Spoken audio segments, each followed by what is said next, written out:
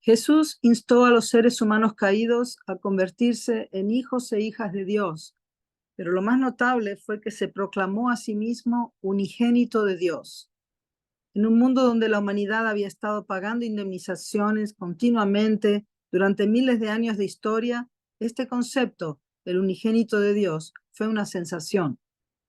Lo que Jesús tuvo que hacer a continuación fue cambiar el linaje humano al invertir las posiciones de Caín y Abel entre él y el judaísmo y entre él y la nación de Israel.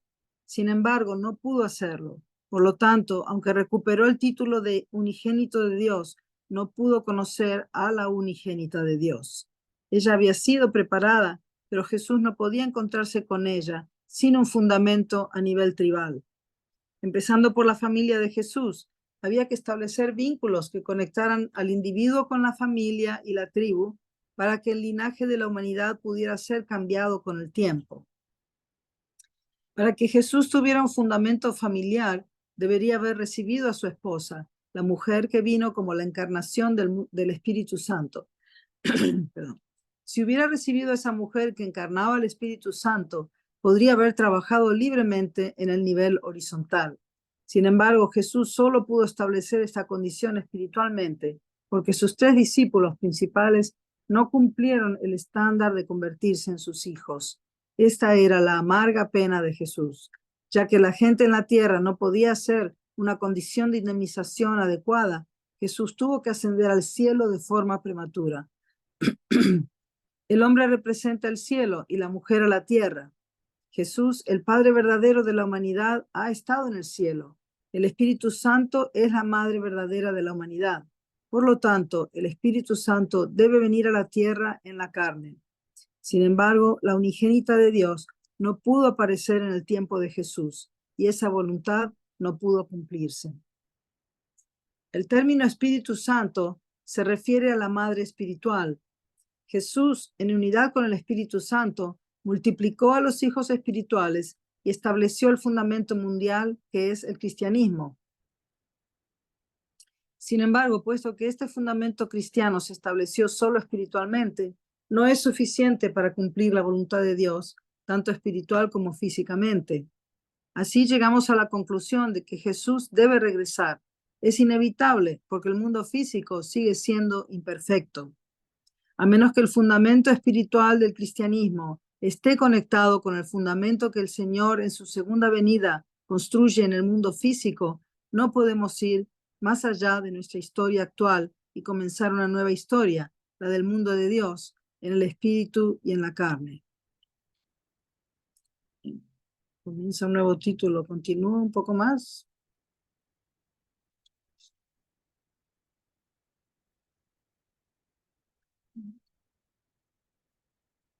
O un poquito más podría ser, sí.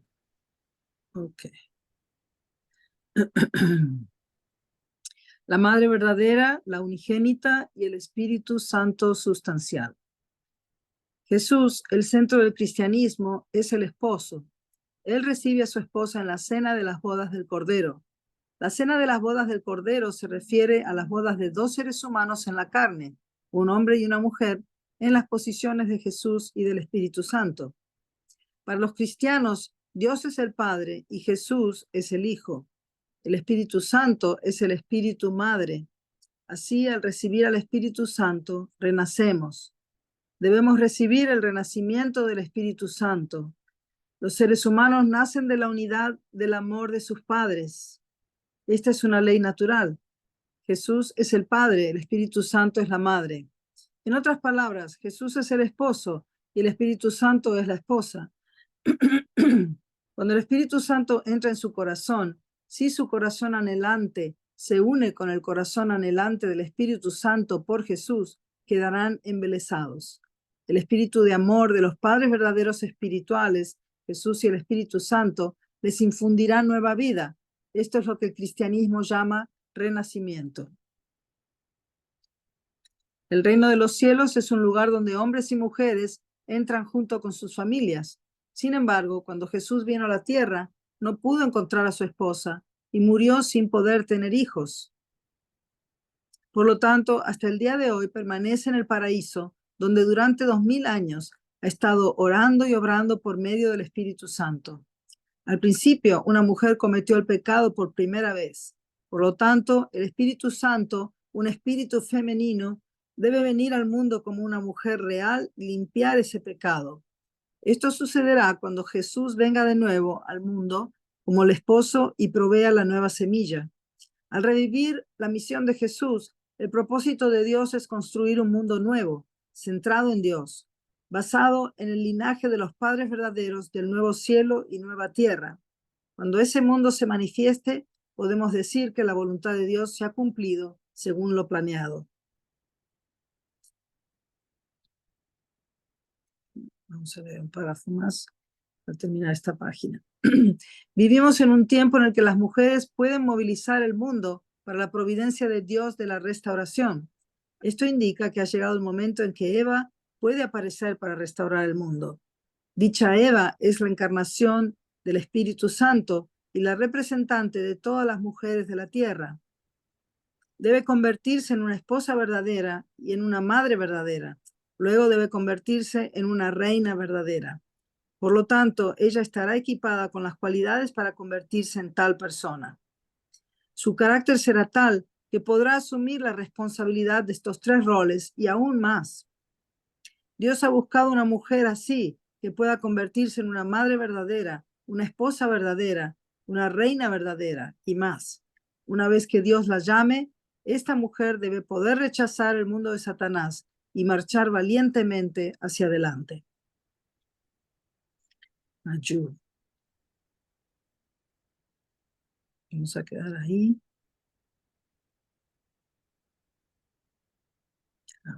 Bueno, esta lectura tocó varios temas, ¿no? Y primero está hablando de la misión de Jesús, que él vino para cambiar el linaje humano y vino como el Hijo unigénito de Dios. Pero lamentablemente no pudo encontrar a la hija unigénita por la falta de fundamento, ¿no? Entonces, tuvo que, al ascender al mundo espiritual y luego Jesús pudo regresar espiritualmente, pudo venir el Espíritu Santo en la posición de madre verdadera, en la posición de la hija unigénita, ¿cierto? Pero no pudo lograr el ideal sustancial. Siempre pienso, ¿no?, que la idea del cristianismo y otras religiones es que el Mesías es un hombre, el Mesías fue Jesús y él es el Salvador que viene a salvar a la humanidad, ¿no?, como el Hijo de Dios y como un hombre. Pero nunca se comprendió realmente que el ideal original de Dios era una familia ideal, una familia verdadera, esposo y esposa, centrados en el amor verdadero de Dios. Entonces Jesús vino a restaurar ese ideal, ¿no? Vino para formar una familia, para encontrar a la hija unigénita y formar esa familia verdadera, ¿no? Entonces el Mesías realmente iban a ser los padres verdaderos, Jesús y su esposa, ¿no? Pero esto es un concepto muy revolucionario que a través del principio divino los padres verdaderos trajeron, nos enseñaron, ¿no? Y todavía es muy difícil para muchas personas comprender ese concepto, porque Jesús, como hijo de Dios y hombre, es el Mesías, pero que tenía que casarse, que tenía que formar una familia con una esposa, con la hija unigénita, y que como padres verdaderos ellos iban a ser realmente el Mesías, los salvadores, ¿no? Para cambiar el linaje de Dios a través de la bendición. Entonces, a pesar de que han pasado 2000 años y más de 100 años de que nuestro Padre verdadero vino aquí a la tierra, todavía muy difícil comprender ese concepto, ¿no? Y creo que aún nosotros, aunque estamos tantos años en el movimiento de unificación, a veces nos cuesta, ¿no? Por eso también el Padre, para nosotros el Padre era el Mesías, para muchos de nosotros ese concepto del Padre como Mesías, ¿no? Y claro, por supuesto, aceptamos a los padres verdaderos, a la madre verdadera, pero ¿qué pasó cuando el Padre verdadero se fue al mundo espiritual? Mucha gente tuvo conflicto, tuvo dificultad en aceptar que la Madre verdadera es también parte de ser el Mesías, de los padres verdaderos, ¿no? Como hija unigénita. Y bueno, quizás porque nunca se había hablado mucho de este concepto, y en los últimos años la Madre verdadera lo está explicando más y más, ¿no es cierto? Ella es la hija unigénita.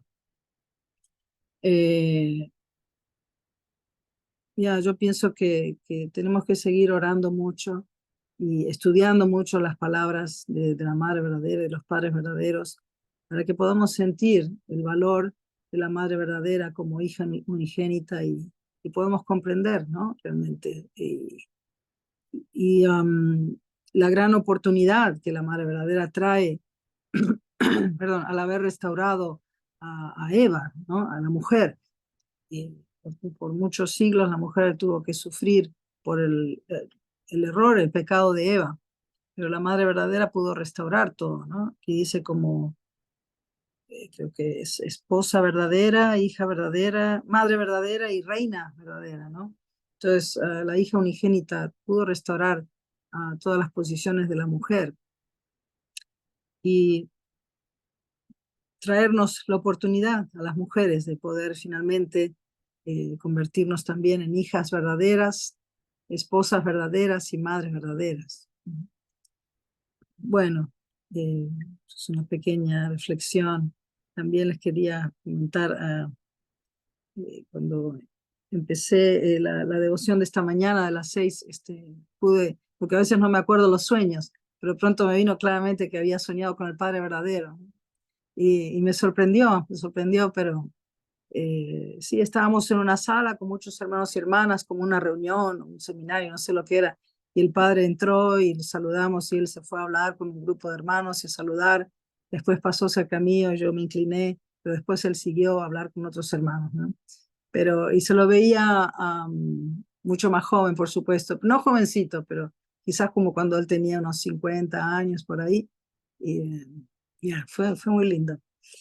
Entonces pensé, tenemos que siempre orar para que el Padre verdadero nos siga guiando y ayudando en esta misión que tenemos y unirnos con la Madre verdadera, ¿no?